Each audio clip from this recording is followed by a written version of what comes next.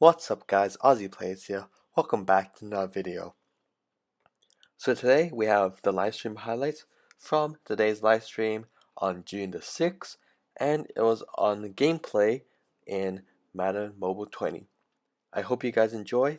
The timestamps will be in the description box below for the main events covered.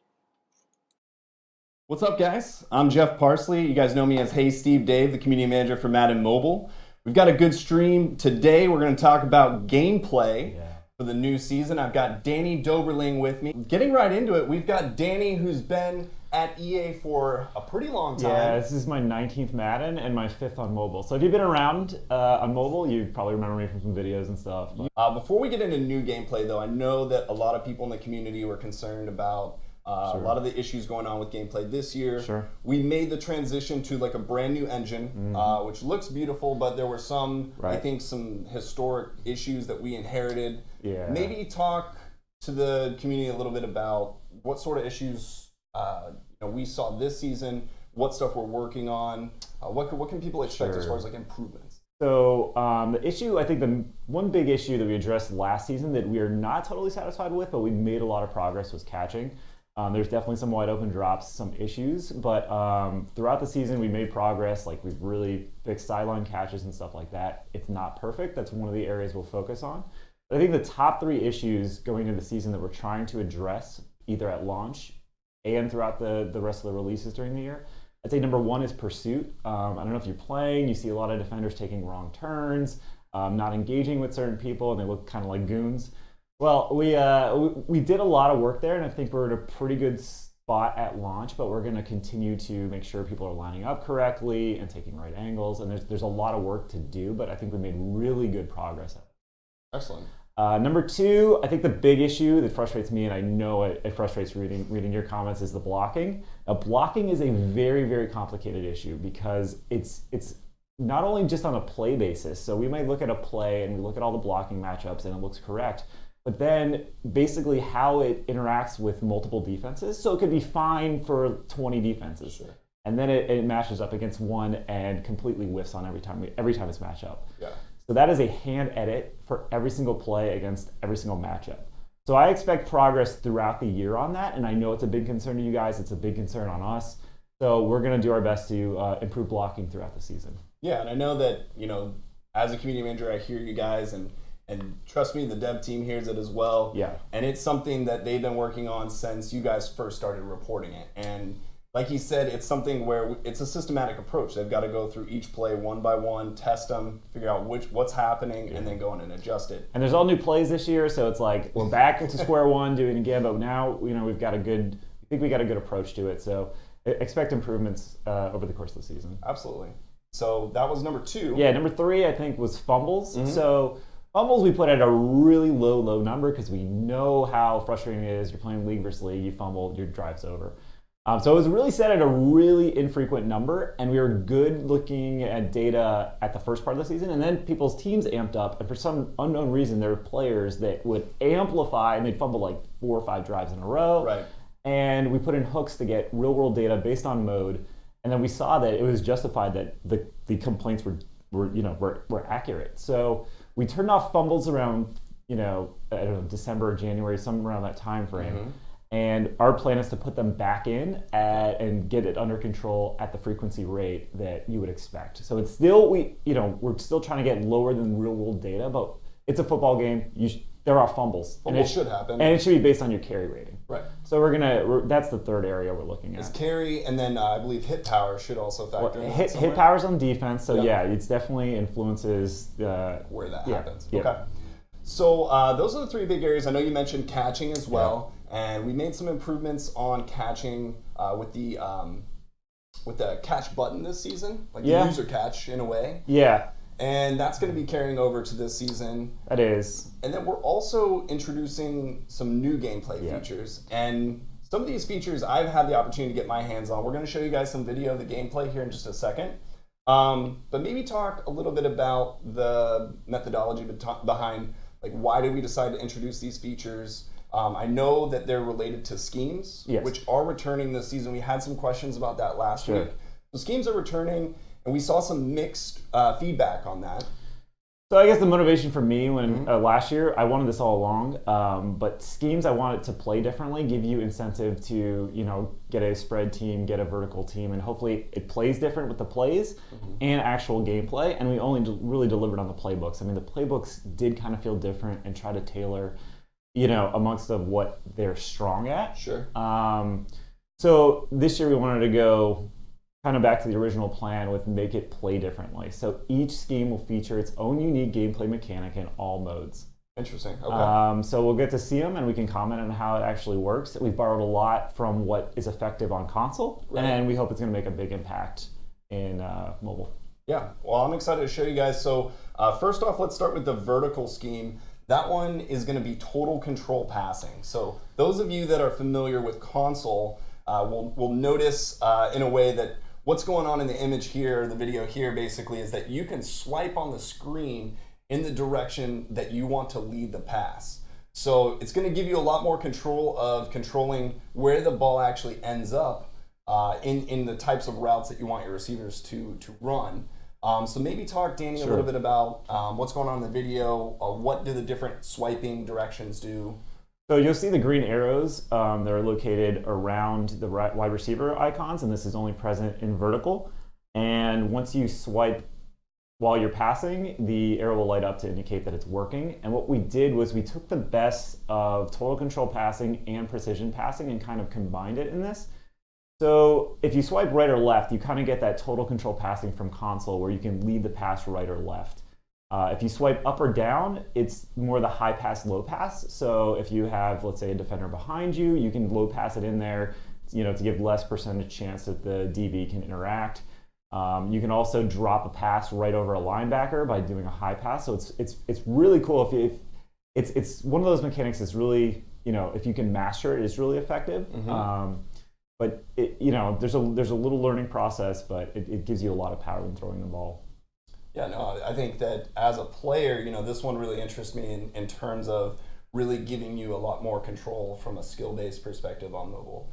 I think that's something that in previous years a lot of people have really desired, was the ability to influence the outcome of the play.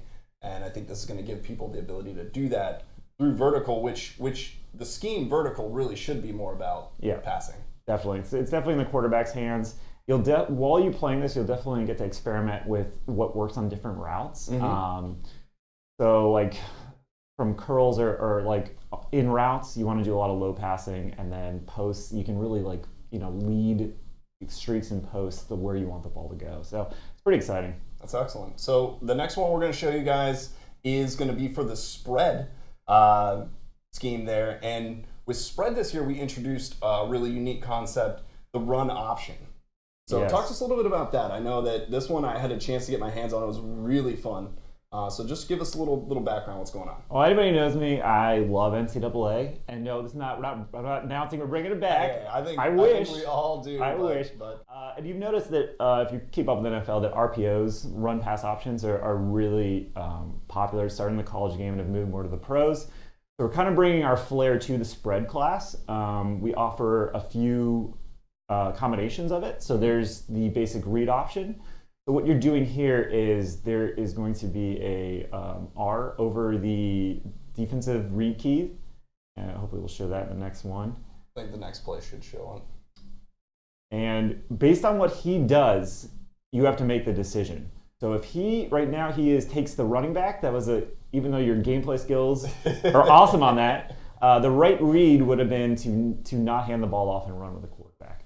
So he's either going to take the quarterback or the running back, and then you basically make the opposite decision for success. And actually, the mechanic to give it to the running back versus keeping it with the quarterback sounds like it might be confusing, but after getting my hands on it, it was pretty intuitive. Can you just talk a little bit about the way that works? Yeah, so if you played any of the option stuff in console or NCAA, it pretty much is the same thing. If you hold down the button, the snap button, you will hand the ball off. We also have like kind of a meter that fills to show you your timing of the timing window to be able to do that.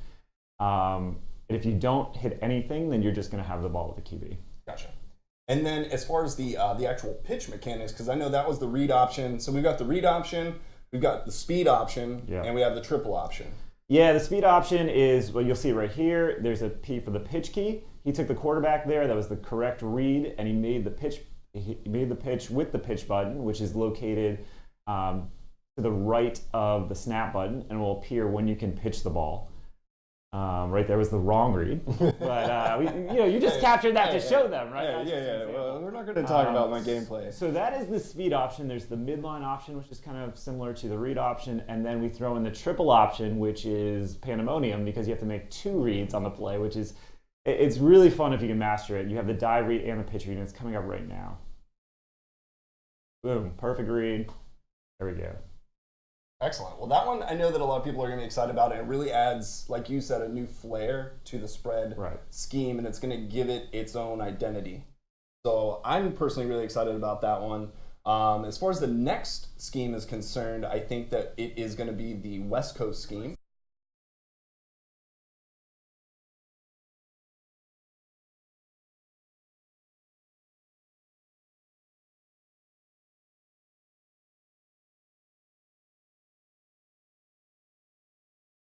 You're basically creating a hot route mid-play. Okay. So if you are, advanced and you have time in the pocket, you can really create plays on the fly. So right now he's adjusting the route by swiping on the receiver. He's not swiping on the pass icon, but actually the receiver. Okay. So it will light up green of what direction they're going. Okay. But you can do all 4 directions. So if your guy's being covered, you can swipe other direction. You can lead the pass up, the receiver up to throw it. And so I think we got the video back up, and you can see the reticule over the receiver. Now, talk to us. So when the play starts, it highlights a particular receiver, but what happens during the course of the play? That can change from my understanding. Right, we start with the primary receiver, so you always know who the key of the play is. After a certain time interval, it switches to who the closest receiver is. So you can't kind of exploit this by going all the way downfield and doing it. So it's more the space. If you're rolling out left, it'll pick up a receiver on the left. We don't want to have to try to swipe cross field or anything like that. Gotcha. This is a really interesting concept, and I think it'll take probably some skill for people to master. Yes. But like you said, it has a lot of capability to really take over the game in terms of creating mismatches. And if you're going against this, you need a defensive line, because if you give them no time in the pocket, nobody can operate this, right? It's all about your offensive line and building that up. And once you do have time, though, this can be very effective. Excellent. Well, the last scheme we're going to talk about is the Smash Mouth scheme. So Smash Mouth has kind of an interesting one, and I know that this one is probably the most work in progress of the scheme abilities that we've been working on. What you're seeing here is the tutorial in the game right now, where essentially I'm running through these drills, but maybe talk about what this is, how it works, because I know that this one is a little bit different in terms of how this works. Sure, most of our mechanics are I guess timing based, like right at the second of the play. This is more of a strategic, when to use it. Right now it's called the impact button. We may not, but right now it's the impact. You charge up the meter by getting positive rush yards. So if you're spinning around and trying to waste clock, you're not going to power up. But once you accumulate enough rushing yards, you can activate it by just pressing the impact button, and the meter will count down. And as soon as you hit a player, it'll take a chunk off the meter. Okay. But this really increases your break tackle rating. Okay. And so use it wisely. It's not available in 2-point conversions, and we also have the ability to tune it based on mode. So don't expect to do the home run touchdown every drive on league versus league. So it'll play different from overdrive and our drive-based gameplay. Interesting. And so that's a good point too with these scheme-based abilities. I know that in previous seasons, like last year, schemes they really affected the playbook, which went across, but you didn't really have access to your captains or coaches. Talk to us about how these scheme abilities are going to basically impact the rest of the game. Yeah, they're available in all game modes. Okay. We can tune them differently in all game modes, which gives us a lot of power. So yeah, the same as last year, the captain provides the scheme, even though he's only still present in overdrive. And yeah, it's going to be, I think, it's going to be weird to see all the mixes of like playing live events. So like, Sure. what live event would be easier to complete? Oh, you know, if it's target based like hotspots, well, let me pick a Playmaker one, right? Because I can, if I'm having trouble with it, I can just hot route the guy into the Playmaker, into the hotspot. So there'll be hopefully combinations that will help you pass certain things, especially if we do, you know, tough ones like domination. Yeah. I'm excited about it. I think it's going to add a whole layer of complexity and skill to the game that didn't exist last season.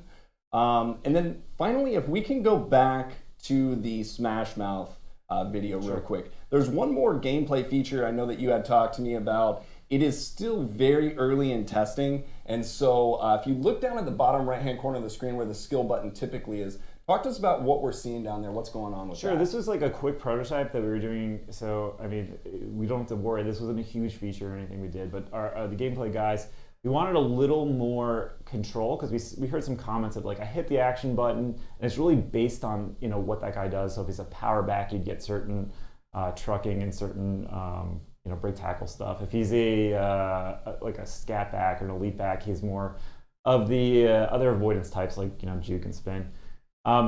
So we wanted to give you more control of skill moves. So if you enable this in settings, you can swipe on the skill button to perform exact moves. So all the swipes on the regular screen remain the same, so you can, you know, juke, truck, all that stuff. But now you can control where you want to spin, you can choose to dive, you can hurdle. And if you just tap the skill move button, it is a stiff arm. So now you have pretty much all control. Everything's kind of mapped out of what you want to do to break a tackle. Excellent. And I think you brought up a good point there. And some of the feedback that we get is, you know, why are you guys focusing on adding these new features to the game? Why don't you fix the stuff that's broken in the game or the stuff that you know is an issue? Yeah. And you know, it's not always apples to apples. Like we were talking about the blocking issue, how that's an ongoing, really complex issue to implement, versus something like this new skill button was like a really quick, like you said, implementation. Just talk a little bit about kind of some of the struggles and why we focus on certain things versus others. Sure. I mean, we know we want to deliver a better gameplay experience, so we constantly devote resources towards it. And I wouldn't look at it as if we do features, we're trying to take away from that effort, because that effort is ongoing. But we do, when we balance of what we're going to do next, we warrant like how we want to spend additional resources. And I think the stuff that we're committing to at the launch is going to bring a lot of variety and new ways to play the game and give, you know, the user, especially players that are better on the, I say sticks, but whatever, on the touch screen, you know, more power. So, but don't worry, we know we've got a lot of work to do gameplay-wise, and we're going to continue to do it throughout the year. So, Danny, thanks for being on the stream today. I think in terms of gameplay, that's all we have to show you guys. If you guys have questions about gameplay, if you have comments or feedback, I will be creating threads on Reddit and Mutthead for you guys to leave those questions. There will be a Gridiron Notes that will come out tomorrow. We'll get some dev answers from any unanswered questions that you guys have. And additionally, we have 6 more streams coming up after today. Next week, tune in for season mode. I'll be back, I guess. I guess that's going to be you again. We'll bring in Danny. He'll talk about the new season mode. I've seen some prototypes. It's pretty exciting. It's not what you guys think. It's probably better. And then in terms of the rest of the season, we'll be doing more streams. We'll be bringing more devs on to talk to you guys. If you guys missed the stream today, a little recap. We brought in Danny Doberling, the lead gameplay designer. We talked about what gameplay elements we're going to fix next year and throughout the season. It's going to focus on 4 main areas. We're going to look at defensive pursuit. We're going to look at the blocking. We're going to look at fumbles. And we're going to look at... We're going to fix up catching. Catching. We've made some progress, but still some ways to go with that. So we gotta pursue perfection. The best part is, like, well, a lot of the issues that we couldn't fix is because we didn't have enough data. So we spent a lot of time putting hooks to find out, like, where are they dropping it, or, you know, what's the raise, and like, so we've done a lot prep to be able to fix it. Excellent. So those are what we talked about in terms of fixing gameplay, and then we introduced 4 new gameplay features for next season. They're going to be scheme-based abilities. We've got the vertical scheme, which is going to have total control passing. We've got the West Coast scheme, which has Playmaker. We've got spread, which is going to have the run option. And then you've got Smash Mouth, which has the impact ability. So we've shown you each of those. And then next week, we're going to talk about seasons. So stay tuned, and we'll be back next weekend. we're gonna sneak peek. We're gonna sneak peek on the stream right now. What comes out tomorrow? Oh my god! Breaking news you know here. what comes out tomorrow? I'm ready. I'm ready to see it. Bosses are coming tomorrow. Bosses. You guys wanted them. They're gonna be here. I appreciate you guys tuning in to the stream. Danny, thank you for being here. We will see you next week to talk about season mode, and we are out. I'm just excited it's 2019 and people are still dabbing. That's great. We love it. Yeah, that's what we do in the office all day.